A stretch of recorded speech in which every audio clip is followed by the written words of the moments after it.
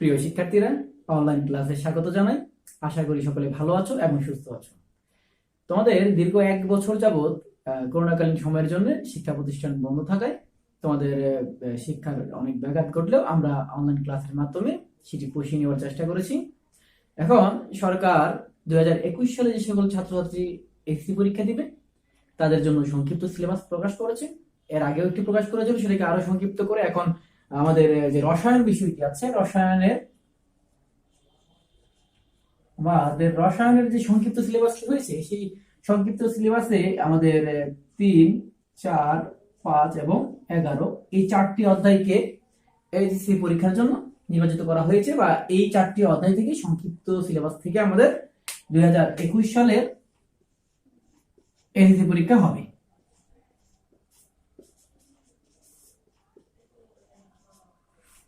সালে এসএসসি পরীক্ষা রসায়ন থাকছে আমাদের 3, 4, 5 এবং 11। আমি গত বছরও তোমাদের যারা নবম দশম শ্রেণীতে আছো সকলের উদ্দেশ্যে আসলে ক্লাস নেওয়া, কারণ নবম শ্রেণী এবং দশম শ্রেণী একই ক্লাস দুজনেই দেখতে পারে। তোমরা যারা দশম শ্রেণী ছিল তারা তৃতীয়, চতুর্থ, পঞ্চম শ্রেণী এবং পঞ্চম অধ্যায়ের ক্লাসগুলো আমি প্রথমেই নিয়েছিলাম গত বছরের এপ্রিল মাস থেকেই, যখন আমরা ক্লাস নেওয়া শুরু করি। এমনকি 11 নম্বর অধ্যায়টিও কিন্তু আমি বেশ অনেকবার ক্লাস নিয়েছি। মাঝখানের যে অধ্যায়গুলো ছিল 6, 7, 8, 9 এগুলো কিন্তু ক্লাস নেইনি। এর উদ্দেশ্য হচ্ছে যে এগুলো নানা উদ্দেশ্য হচ্ছে যে সময় সংক্ষিপ্ত সিলেবাস হবে সেটা আমার সাময়িক ধারণা ছিল, তবে এতটুকু যে মিলে যাবে এটা আসলে বলা বাহুল্য। তারপরেও তোমরা আমার বিগত ক্লাসগুলো ফেসবুকে দেওয়া আছে, সেখান থেকে দেখে নাও, তাহলে দেখবে যে আমি 3, 4 এবং 5 অধ্যায় পড়িয়েছি, এরপরে 11 নম্বর অধ্যায়টি খুব ভালোভাবেই পড়িয়েছি। তোমরা সেই ক্লাসগুলো রিভিউ করতে পারো। তারপর আমি যেহেতু সংক্ষিপ্ত সিলেবাস করেছে সেজন্য আজকে আমরা প্রথম থেকে পড়া শুরু করবো। সেই হিসেবে আমরা প্রথমেই তৃতীয় অধ্যায়টি নির্বাচন করব, এখান থেকে আমরা পড়া শুরু করব। তাহলে তৃতীয় অধ্যায় আমরা যদি যাই, রসায়নের তৃতীয় অধ্যায়, রসায়ন তৃতীয় অধ্যায় হচ্ছে পদার্থের গঠন। তোমরা খুব ভালো করে জানো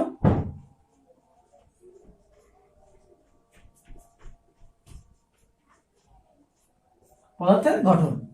এই পদার্থের গঠন এই অধ্যায়টির মধ্যে আমাদের যেই বিষয়গুলো উল্লেখ করা হয়েছে, যেগুলো পরীক্ষায় আছে, সেগুলোর একটি তালিকা হচ্ছে এই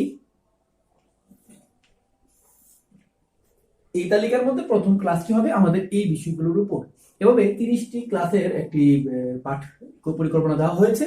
এর মধ্যে যে প্রথম পাঠ বা প্রথম ক্লাসটি সেটি হচ্ছে এই টপিকগুলোর উপর, যেমন মৌলিক এবং যৌগিক পদার্থ, পরমাণু ও অণু, প্রতীক ও সংকেত, পরমাণুর ভেতরের কণা, পারমাণবিক সংখ্যা এবং ভর সংখ্যা, পারমাণবিক ভর বা আপেক্ষিক পারমাণবিক ভর, আপেক্ষিক পারমাণবিক ভর থেকে আপেক্ষিক আণবিক ভর নির্ণয়। আমরা এই টপিকস নিয়ে আজ আলোচনা করব, দেখি শেষ পর্যন্ত কতটুকু করা যায়। চলো আমরা সবাই তাহলে পড়ায় চলে আসি।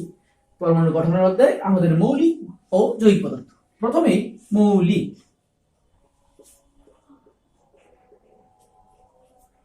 এরপরে এবার যৌগিক আমরা লিখি। তাহলে লক্ষ্য করো, মৌলিক এবং যৌগিক। মৌলিক, তোমরা লোহা, স্বর্ণ, অ্যালুমিনিয়াম বিভিন্ন ধরনের ধাতব বস্তু দেখেছো। লোহা কিন্তু কাটলে লোহার ভিতরে লোহাই পাওয়া যাবে, বা স্বর্ণকে যদি তোমরা ক্ষুদ্র থেকে ক্ষুদ্র করো তাহলে স্বর্ণের ভিতর স্বর্ণই পাবে, মানে গোল্ডের ভিতর গোল্ডই থাকবে। তাহলে এই যে একটা পদার্থকে ভাঙলে শুধু ওই পদার্থটাই থাকে, অন্য কোনো পদার্থ পাওয়া যায় না, তাকে বলা হবে মৌলিক পদার্থ। তার মানে যে পদার্থকে বিশ্লেষণ করে বা ভাঙলে অন্য কোনো পদার্থ পাওয়া যায় না, তাই হবে মৌলিক পদার্থ। তার মানে যাকে বিশ্লেষণ করলে বা যে পদার্থকে বিশ্লেষণ করলে ওই পদার্থ ছাড়া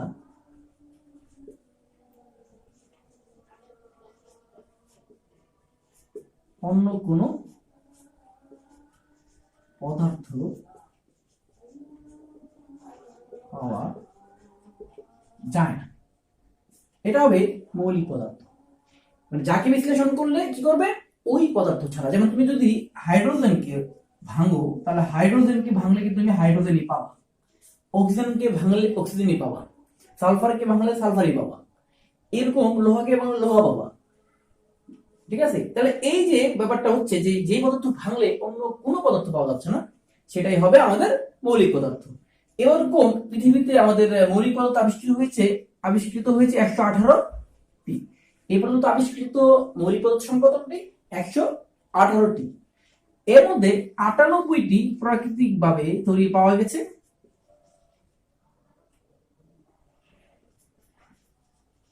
98টি প্রাকৃতিক ভাবে তৈরি হয়েছে বা পাওয়া গেছে, এবং আর বাকিগুলো কৃত্রিম ভাবে পাওয়া গেছে।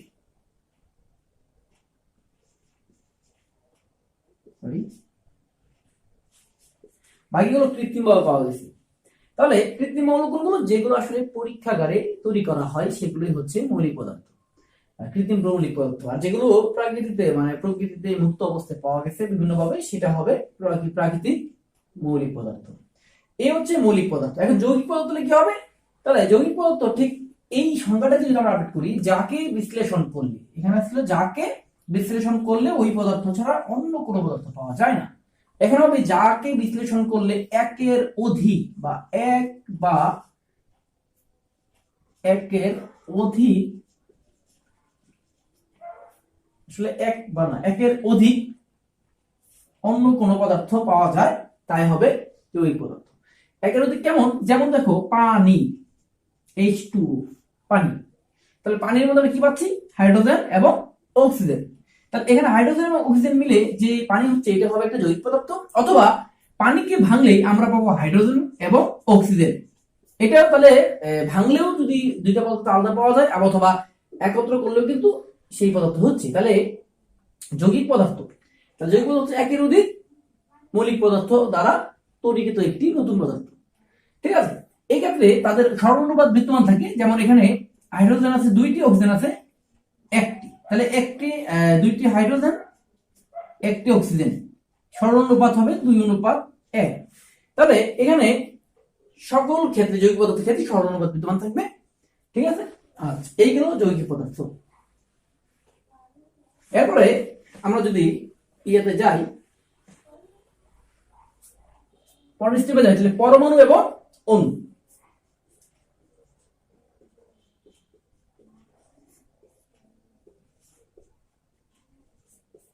পরমাণু তোমরা এর আগেও শিখেছিলাম। পরমাণু হচ্ছে মৌলিক পদার্থের একটা সংক্ষিপ্ত রূপ, সংক্ষিপ্ত রূপ, ক্ষুদ্র ক্ষুদ্র পদার্থের কণা দ্বারা গঠিত পদার্থকে বলা হবে পরমাণু। ক্ষুদ্রতম কণা, এটা বললে বেশি ভালো হয়। পদার্থের ক্ষুদ্রতম কণাকেই পরমাণু বলা হবে। ঠিক আছে? আর অণু হচ্ছে একের অধিক পরমাণু দ্বারা তৈরি, একের অধিক পরমাণু দ্বারা তৈরিকৃত পদার্থই হচ্ছে অণু। তাহলে পদার্থের ক্ষুদ্রতম কণা বা মৌলিক পদার্থের ক্ষুদ্রতম কণা হবে পরমাণু। যেমন হাইড্রোজেন, হাইড্রোজেন একটি পরমাণু, কারণ সেটি একটি মৌলিক পদার্থের ক্ষুদ্রতম কণা, যাকে হাইড্রোজেন নামে পরিচিত। হাইড্রোজেন, অক্সিজেন সবই হচ্ছে মৌলিক পদার্থের ক্ষুদ্রতম কণা, যার ফলে এদেরকে বলা হয় পরমাণু। আর এদিকে একের অধিক পরমাণু নিয়ে গঠিত হয় কি? অণু। বা একের অধিক মৌলিক পদার্থ দ্বারা তৈরিকৃত পদার্থ হবে অণু। যেমন H2O, পানি। এখানে H2 মানে হাইড্রোজেন এবং অক্সিজেন নিয়ে নতুন একটি পদার্থ উৎপন্ন হয়েছে, সেটি হবে অণু। তাহলে অণু হচ্ছে একের অধিক পরমাণুর দ্বারা গঠিত যৌগ, আর পরমাণু হচ্ছে মৌলিক পদার্থের ক্ষুদ্রতম কণা। এই গেল তোমার পরমাণু এবং অণু। এখন প্রতীক সংকেত।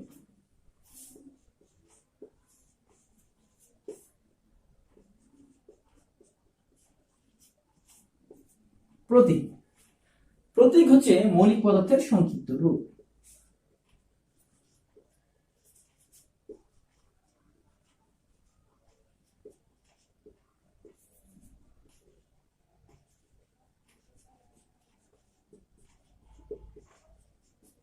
প্রতীক হচ্ছে মৌলিক পদার্থের সংক্ষিপ্ত রূপ, আর সংকেত হচ্ছে যৌগিক পদার্থের সংক্ষিপ্ত রূপ। যৌগিক পদার্থের সংক্ষিপ্ত রূপ।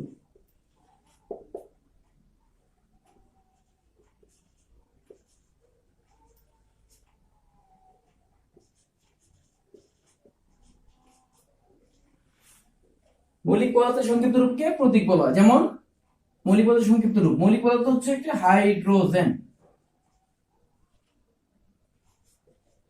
এখানে প্রথম অক্ষরটি এইচ, এই এইচ কে প্রকাশ এইচ দ্বারা আমাদের হাইড্রোজেনকে প্রকাশ করে, যা কি মৌলিক পদার্থের সংক্ষিপ্ত রূপ অথবা হাইড্রোজেনের প্রতীক। এভাবে যদি অন্যান্য যে কোনো মৌল যায়, যেমন সোডিয়ামের ক্ষেত্রে Na, এই ক্ষেত্রে আসলে নাইট্রিয়াম, এটা হচ্ছে ল্যাটিন নাম। ল্যাটিন নামের প্রথম দুই অক্ষর নিয়ে প্রথম অক্ষরটি বড় হবে, পরের অক্ষরটি ছোট হবে, এভাবে ছোট হাতের অক্ষর হবে। এইটা একটা নিয়ম প্রতীক লেখার, লিখে তারপরে সেই তোমার প্রতীকটা লিখতে হয়। তাহলে এভাবে করে প্রতিটা মৌলিক পদার্থের সংক্ষিপ্ত রূপটা হবে প্রতীক, আর যৌগিক পদার্থের সংক্ষিপ্ত রূপকে বলা হবে সংকেত। যেমন H2O, এটা যদি প্রকাশ করে এটি একটি যৌগিক পদার্থ এবং এটা একটি অণু, এই ক্ষেত্রে এটাকে বলা হবে পানির সংকেত। তেমনি যদি শুধু H2 হয় তাহলে এটাও একটি হাইড্রোজেনের সংকেত, তবে এটি হাইড্রোজেন অণুর মৌলিক অণুর সংকেত, কারণ একই পদার্থ দ্বারা গঠিত অণুকে মৌলিক অণু বলা হয়। আসলে বলা হয়নি আগে ক্লাসে, মৌলিক অণু, আর এটা হবে যৌগিক অণু। কিন্তু সংকেত বলার সময় এটা হাইড্রোজেনের সংকেত, এটা পানির সংকেত। এই ক্ষেত্রে মৌলিক সংকেত আর ইয়ার সংকেত, যৌগিক সংকেত বলা হয় না, সংকেত হিসাবেই পরিচিত। কিন্তু অণুর সময় যেটা মৌলিক অণু, যেটা একই পদার্থ তৈরি হয়, যেমন ক্লোরিন Cl2, এরপরে মনে করো আয়োডিন, এগুলো সবই হচ্ছে মৌলিক অণু, এবং এরা হবে আয়োডিনের সংকেত, ক্লোরিনের সংকেত, হাইড্রোজেনের সংকেত, অথবা O2 হলে অক্সিজেনের সংকেত। এই ক্ষেত্রে H2O পানি হচ্ছে পানির সংকেত। এই হচ্ছে সংকেত এবং প্রতীক। এখন আমাদের পরেরটা হচ্ছে পরমাণুর ভেতরের কণিকা বা কণা। পরমাণুর ভেতরের যে কণাগুলো আছে,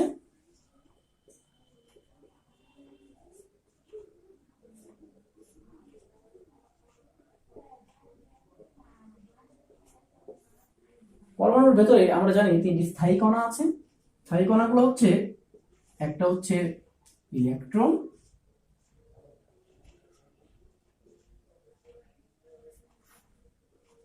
এরপরটা হচ্ছে প্রোটন, এরপরটা হচ্ছে নিউট্রন। ইলেকট্রন, প্রোটন এবং নিউট্রন। আমরা এই পরমাণুর ভিতরে যে কণিকাগুলো আছে, তাহলে প্রত্যেকটা আমরা বৈশিষ্ট্য দেখি। ইলেকট্রনটা আসলে কি?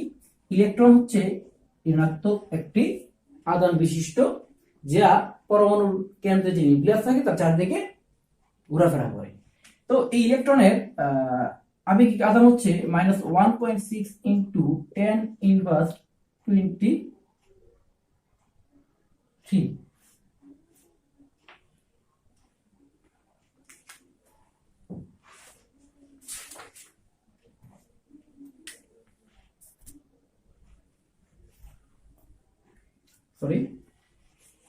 ইলেকট্রনের আধান হচ্ছে ঋণাত্মক, মানে যেহেতু ইলেকট্রন ঋণাত্মক তাই জন্য মাইনাস, আর তার চার্জ বা আধান হবে 1.6 × 10⁻19 কুলম্ব।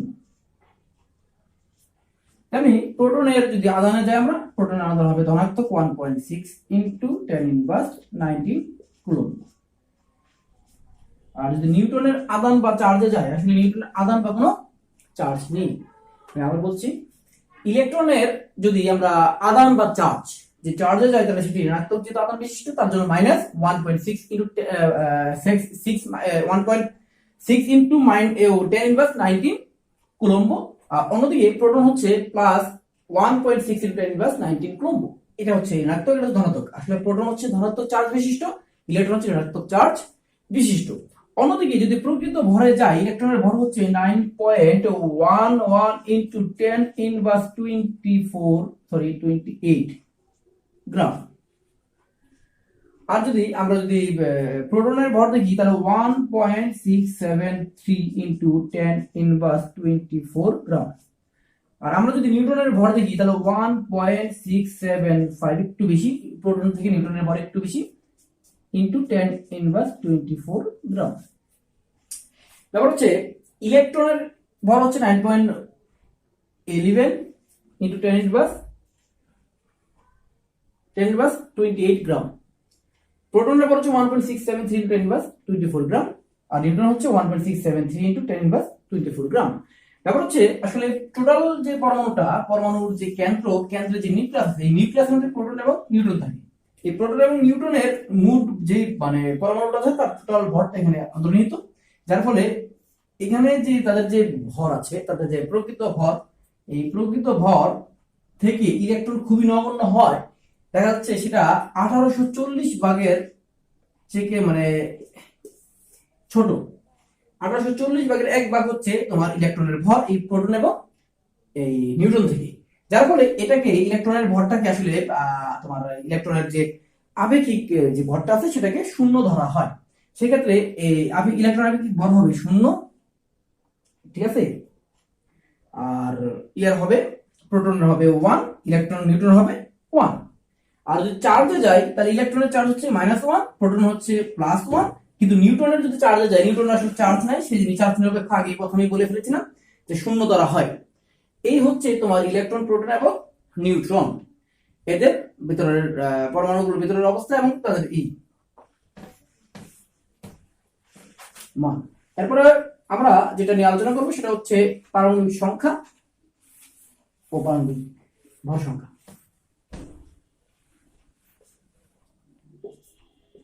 পারমাণবিক সংখ্যা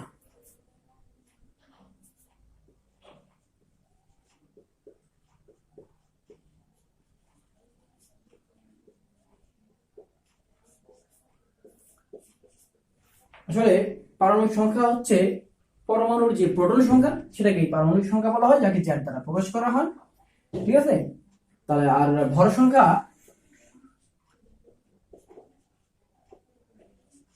হচ্ছে একটি পরমাণুর প্রোটন এবং নিউট্রন সংখ্যার যোগফল।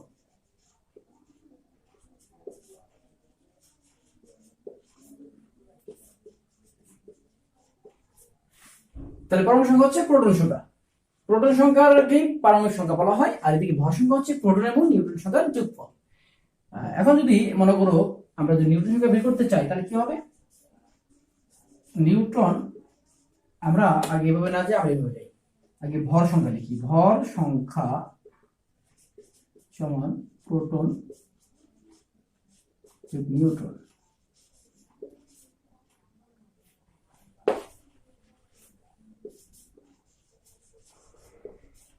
এখন যদি নিউট্রনটাকে আমরা রাখি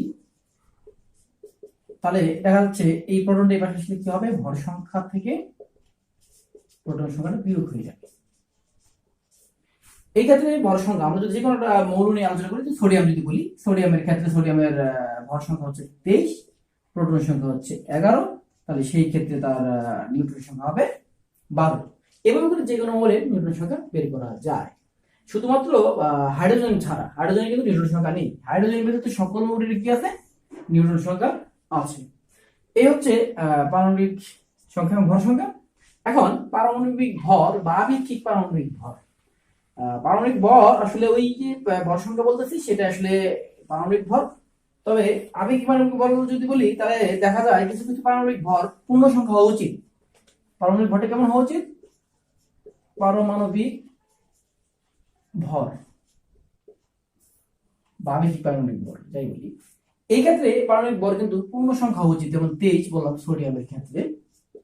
তেমনি যদি আমরা অন্য কোনো মৌল দেখি, যেমন ক্লোরিন যদি দেখি তাহলে সেটাকে দেখা যায় 35.5। কপার যদি দেখি তাহলে সেই ক্ষেত্রে দেখা যায় সেটা 63.5। এখন সংখ্যাটা পূর্ণ সংখ্যা হওয়া উচিত, যেহেতু প্রোটন এবং নিউট্রনের সংখ্যা পূর্ণ সংখ্যা। সেই ক্ষেত্রে তাহলে ভর সংখ্যাটাও তোমার হওয়া উচিত, পূর্ণ সংখ্যা হওয়া উচিত। কিন্তু সেই ক্ষেত্রে ক্লোরিনের ক্ষেত্রে দেখা যাচ্ছে সেটা 35.5 এবং ক্লোরিন কপারের ক্ষেত্রে দেখা যাচ্ছে সেটা 63.5। এই যে মানটা ভেরিয়েশন করতেছে বা যে পার্থক্যটা হচ্ছে, এটা আসলে আপেক্ষিক পারমাণবিক ভর বলা হয়। এবং এই আপেক্ষিক পারমাণবিক ভর নির্ণয় করা হয় এইভাবে।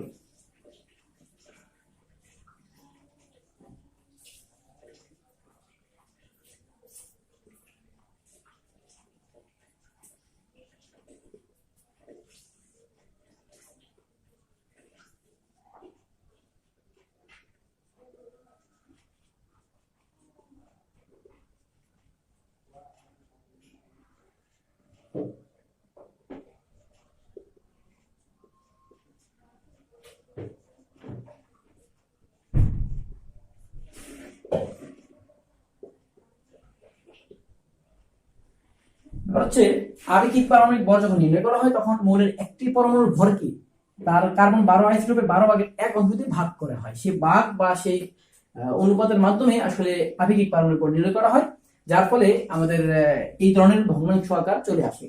এবার একটি পরমাণুর ভর যদি আমরা চিন্তা করি, যেমন দেখো ওই যদি আমরা অ্যালুমিনিয়ামের কথা চিন্তা করি, অ্যালুমিনিয়ামের একটি পরমাণু হচ্ছে 4.18 into 10⁻24 গ্রাম আনুমানিক, আনুমানিক। তাহলে সেই ক্ষেত্রে এটা হবে, মনে করো অ্যালুমিনিয়ামের যদি আপেক্ষিক পারমাণবিক ভর আমরা প্রকাশ করি অ্যালুমিনিয়ামের, তাহলে এই ক্ষেত্রে হবে 4.18 into 10⁻24 গ্রাম, এবং সেটা কার্বন 12 আইসোটোপের 12 ভাগের 1 অংশতে ভাগ করতে হবে। এবং এই কার্বন 12 আইসোটোপের 12 ভাগের 1 অংশ পরীক্ষারত মান হচ্ছে 1.66 into 10⁻23 গ্রাম।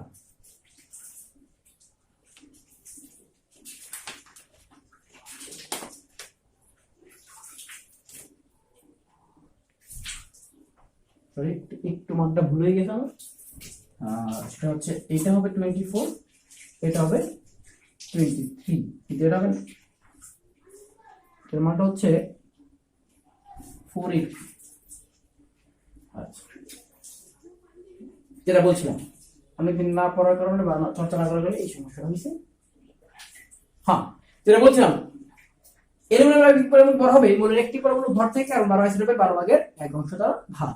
কারণ 12 আইসোটোপের 12 ভাগের 1 অংশের মান হচ্ছে 1.66 into 10⁻24 গ্রাম। এটি একটি পরিবর্ত মান। এই মান দ্বারা যখন অ্যালুমিনিয়ামের একটি পরমাণুর ভরকে ভাগ করা হবে তখন দেখা যাবে এর মান আসবে 27। তার মানে এটি হচ্ছে অ্যালুমিনিয়ামের আপেক্ষিক পারমাণবিক ভর। এভাবে করে অন্য সবগুলো মৌলেরই বের করা বা নির্ণয় করা যায়, যা আপেক্ষিক পারমাণবিক ভর নির্ণয় করার পদ্ধতি। তোমরা অবশ্যই এটা অন্যগুলো ভাষায় চর্চা করে দেখবে। তারপরে আপেক্ষিক পারমাণবিক ভর থেকে কিভাবে আপেক্ষিক আণবিক ভর নির্ণয় করা যায়। আণবিক ভর,